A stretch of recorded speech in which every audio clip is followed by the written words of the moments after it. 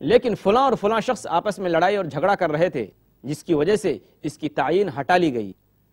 ہو سکتا ہے اس میں تمہارے لیے بہتر ہو، لہذا تم اس رات کو 7ویں میں یعنی آخری عشرے کی 27ویں میں یا 29ویں میں یا 25ویں میں تلاش کرو۔ اس حدیث میں جو اہم بات ہے وہ یہ ہے کہ لڑائی اور جھگڑا کتنی بری اور ناپسندیدہ چیز ہے کہ جس کی وجہ سے شب قدر جیسی اہم رات کی تعین اٹھا لی گئی، اور ہو سکتا ہے کہ اللہ کی اس میں کوئی مصلحت ہو، لیکن یہ بات بھی اپنی جگہ مسلم ہے کہ لڑائی اور جھگڑا بہت ناپسندیدہ چیز ہے۔ اللہ تبارک و تعالیٰ نے مسلمانوں کو حکم دیا ہے کہ اے لوگو، اللہ اور اس کے رسول کی بات مانو اور آپس میں جھگڑا مت کرو۔ وَأَطِيعُوا اللَّهَ وَرَسُولَهُ وَلَا تَنَازَعُوا فَتَفْشَلُوا وَتَذْهَبَ رِيحُكُمْ، کہ اللہ اور اس کے رسول کی اطاعت و فرما برداری کرو اور آپس میں جھگڑا مت کرو تو تم کمزور ہو جاؤ گے اور تمہاری طاقت ختم ہو جائے گی۔ اللہ کے رسول صلی اللہ علیہ وسلم نے تو حدیث میں فرمایا کہ دیکھو مسلمانوں، آپس میں حسد مت کرو، ایک دوسرے کے خلاف سازش مت کرو، بغض مت رکھو کسی کے بارے میں، اور دیکھو سب مل کر بھائی بھائی بن کر رہو۔ جہاں یہ حدیث میں ہم کو یہ بات ملتی ہے وہیں ہو سکتا ہے اللہ کی اس میں کوئی مصلحت ہو، شاید یہ بھی حکمت ہو کہ شب قدر کو اللہ تبارک و تعالیٰ نے ایک رات میں فکس نہیں کیا، متعین نہیں کیا، تاکہ مسلمان زیادہ سے زیادہ راتوں میں جگ کر اللہ کی عبادت کریں۔ اور اگر شب قدر متعین ہو جاتی، فکس ہو جاتی کسی ایک رات میں، تو صرف ایک رات میں لوگ جگ کر اللہ کی عبادت کرتے۔ شب قدر کی عبادت کے لیے اپنے بال بچوں کو، گھر والوں کو جگانا سنت ہے۔ حدیث میں آتا ہے کان رسول اللہ صلی اللہ علیہ وسلم یجتہد فی العشر الاواخر ما لا یجتہد فی غیرہ، سنن ابن ماجہ حدیث نمبر 1429، کہ آپ صلی اللہ علیہ وسلم رمضان کے آخری 10 دنوں میں عبادت میں جتنی محنت کرتے تھے دوسرے دنوں میں اتنی محنت نہیں کرتے تھے۔ عائشہ رضی اللہ تعالیٰ عنہ کہتی ہیں کہ کان رسول اللہ صلی اللہ علیہ وسلم اذا دخل العشر شد مئزرہ واحیا لیلہ وایقظ اہلہ، صحیح بخاری کتاب الصوم حدیث نمبر 2024۔ اس حدیث کا ترجمہ یہ ہے کہ جب آخری عشرہ آتا، 10 دن باقی رہ جاتے، تو آپ صلی اللہ علیہ وسلم عبادت کے لیے اپنے آپ کو مکمل طور پر تیار کر لیتے تھے۔ راتوں کو آپ جگ کر اللہ کی عبادت کرتے تھے اور اپنے گھر والوں کو بھی عبادت کرنے کے لیے جگاتے تھے۔ اس لیے مسلمانوں کو چاہیے کہ خود بھی آخری 10 دنوں میں عبادت کا اہتمام کریں اور اپنے گھر والوں کو بھی جگائیں، اور خاص کر آخری 10 دنوں کی جو طاق راتیں ہیں، جو بے جوڑ راتیں ہیں، 5 راتیں یعنی 21، 23، 25، 27، 29، ان راتوں کو خاص طور پر جگ کر اس بڑی رات کا ثواب حاصل کرنا چاہیے۔ ناظرین محترم، شب قدر کون سی رات ہے؟ علماء کرام خاص طور پر جیسے حافظ ابن حجر رحمۃ اللہ علیہ اور علماء حنابلہ اور شیخ عبید اللہ رحمانی مبارک پوری رحمۃ اللہ علیہ رحمہم اللہ کا خیال ہے کہ شب قدر آخری 10 دنوں کی 5 راتوں میں منتقل ہوتی رہتی ہے۔ کبھی یہ 21 کو آتی ہے، کبھی یہ 23 کو آتی ہے، کبھی 25 کو، کبھی 27 کو اور کبھی 29 کو۔ صحیح مسلم کی ایک حدیث کے اندر شب قدر کی جو علامت ملتی ہے، حدیث نمبر 762، کہ شب قدر کے بعد یعنی دوسرے دن جو سورج طلوع ہوتا ہے، اس دن سورج کی شعائیں نہیں ہوتی، اس کی کرنیں نہیں ہوتی۔ یہ شب قدر کی ایک علامت صحیح مسلم کے اندر موجود ہے۔ ناظرین محترم، اگر کوئی شخص کسی عذر کی وجہ سے آخری 10 دنوں میں جاگ نہیں سکا یا 5 طاق راتوں میں جاگ نہیں سکا، اللہ کے رسول صلی اللہ علیہ وسلم نے ان کے لیے 2 خوشخبریاں دی ہیں، یعنی ان کے لیے 2 حدیثیں ہیں۔ ایک حدیث وہ ہے جو حضرت ابو ذر غفاری رضی اللہ تعالیٰ عنہ سے روایت ہے۔ حضرت ابو ذر غفاری رضی اللہ تعالیٰ عنہ کہتے ہیں کہ انہ من قام مع الامام حتى ينصرف كتب له قیام لیلۃ، جامع ترمذی حدیث نمبر 806۔ اس حدیث کا ترجمہ یہ ہے کہ اللہ کے رسول صلی اللہ علیہ وسلم نے فرمایا کہ جس شخص نے امام کے ساتھ تراویح کی نماز پڑھی اس کو پوری رات عبادت کرنے کا ثواب ملتا ہے۔ ایک دوسری حدیث ہے، عن عثمان بن عفان رضی اللہ عنہ قال سمعت رسول اللہ صلی اللہ علیہ وسلم یقول من صلی العشاء فی جماعت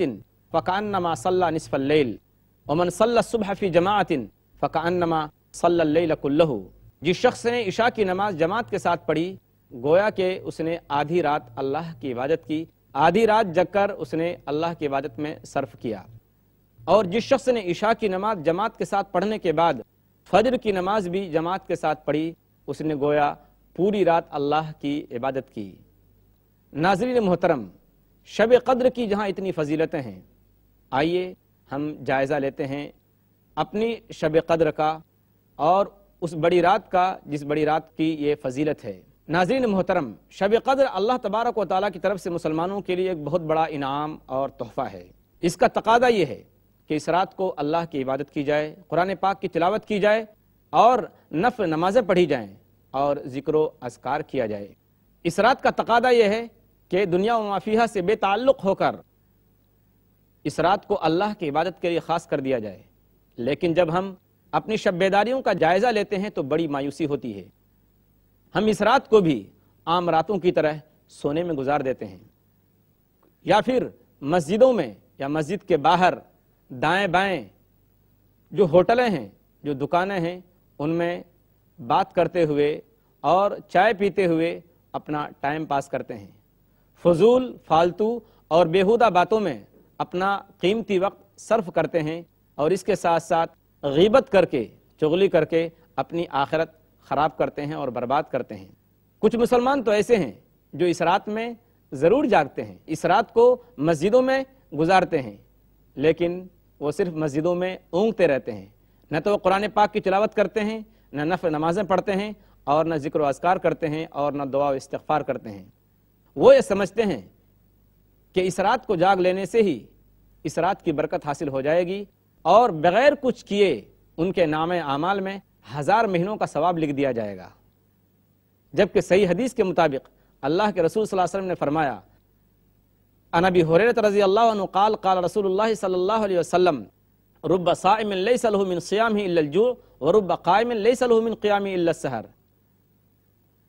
سنن ابن ماجہ حدیث نمبر 1690۔ اس حدیث کا ترجمہ یہ ہے کہ بہت سارے روزہ رکھنے والے ایسے ہیں کہ جنہیں بھوکا پیاسا رہنے کے اور کچھ نہیں ملتا، اور بہت سارے لوگ ایسے ہیں جو راتوں کو جاگتے ہیں اور انہیں راتوں کو جاگ کر سوائے شب بیداری کے کچھ بھی ہاتھ نہیں آتا۔ لہذا مسلمانوں کو اس رات کی قدر کرنی چاہیے۔ اس رات میں شب قدر کے موقع پر ہمارے مسلم بھائی سائیکلنگ کرتے ہیں اور بائک لے کر، موٹر سائیکل لے کر ادھر ادھر کی سیر کرتے ہیں، اس رات کو بھی سیر و تفریح میں گزارتے ہیں۔ یہ بالکل درست نہیں ہے۔ اس رات میں جو کرنے والے اعمال ہیں وہ کیا ہیں؟ ناظرین محترم، شب قدر میں حضور اکرم صلی اللہ علیہ وسلم سے کوئی خاص عمل کرنا ثابت نہیں ہے۔ ہاں، اس رات کو قرآن پاک کی تلاوت، نفل نماز، ذکر و اذکار، دعا و استغفار میں گزارنی چاہیے۔ آدمی زیادہ سے زیادہ اپنے گناہوں کی معافی اللہ سے مانگے، اپنے گناہوں پر شرمندگی ظاہر کرے اور اللہ تبارک و تعالیٰ سے معافی مانگے، رو رو کر اللہ تبارک و تعالیٰ سے عاجزی و انکساری کے ساتھ دعائیں کرے۔ خاص کر وہ دعا پڑھے جو اللہ کے رسول صلی اللہ علیہ وسلم نے حضرت عائشہ رضی اللہ تعالیٰ عنہ کو سکھائی تھی۔ عائشہ رضی اللہ تعالیٰ عنہ کہتی ہیں کہ قلت یا رسول اللہ ارأیت لو علمت ای لیلۃ لیلۃ القدر ما اقول فیہا قال قولی اللہم انک عفو تحب العفو فاعف عنی۔ عائشہ رضی اللہ تعالیٰ عنہ کہتی ہیں کہ میں نے اللہ کے رسول صلی اللہ علیہ وسلم سے کہا کہ اے اللہ کے رسول صلی اللہ علیہ وسلم، اگر مجھے معلوم ہو جائے کہ فلاں رات لیلۃ القدر ہے، شب قدر ہے، یعنی بڑی رات ہے، تو میں اس رات میں کیا کروں، کیا کہوں؟ تو اللہ کے رسول صلی اللہ علیہ وسلم نے حضرت عائشہ رضی اللہ تعالیٰ عنہ سے فرمایا کہ اے عائشہ، جب تمہیں وہ رات معلوم ہو جائے تو تم اللہ تبارک و تعالیٰ سے یہ دعا کرو، اللہم انک عفو تحب العفو فاعف عنی، کہ اے اللہ تو معاف کرنے والا ہے، اے اللہ تو معاف کرنے والا ہے اور معاف کرنے کو پسند کرتا ہے، اے اللہ تو مجھے معاف فرما۔ تو آدمی زیادہ سے زیادہ اللہ تبارک و تعالیٰ سے یہ دعا کرے۔ عورتوں کے سلسلے میں شب قدر کے بارے میں ایک بات میں بتاتا چلوں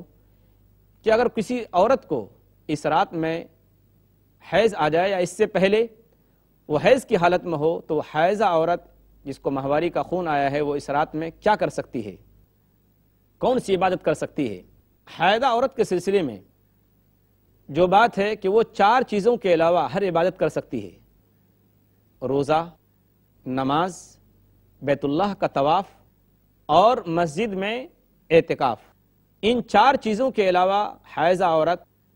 ہر کام، ہر عبادت کر سکتی ہے، چاہے وہ قرآن کی تلاوت ہو، دعا و استغفار ہو، ذکر و اذکار ہو، یہ تمام چیزیں وہ اس رات میں کر سکتی ہے۔ اور زیادہ سے زیادہ ایسی عورت کو وہ دعا پڑھنی چاہیے جس کے بارے میں اللہ کے رسول صلی اللہ علیہ وسلم نے فرمایا کہ 2 کلمے ایسے ہیں جو زبان پر تو بہت ہلکے لیکن میزان میں، ترازو میں بہت بھاری اور اللہ کے نزدیک بہت محبوب ہیں۔ سبحان اللہ و بحمدہ سبحان اللہ العظیم۔ اللہ تبارک و تعالیٰ کی اس میں تعریف ہے اور اللہ تبارک و تعالیٰ کی اس میں بڑائی اور تقدیس بیان ہوئی ہے، تو یہ دعا کثرت سے پڑھنی چاہیے۔ ہم دعا کرتے ہیں اللہ تبارک و تعالیٰ سے کہ اللہ تبارک و تعالیٰ ہمیں اس رات کی قدردانی نصیب فرمائے اور اس رات میں جگ کر زیادہ سے زیادہ اجر و ثواب حاصل کرنے کی توفیق عطا فرمائے، آمین۔ وآخر دعوانا ان الحمد للہ رب العالمین، والسلام علیکم ورحمۃ اللہ وبرکاتہ۔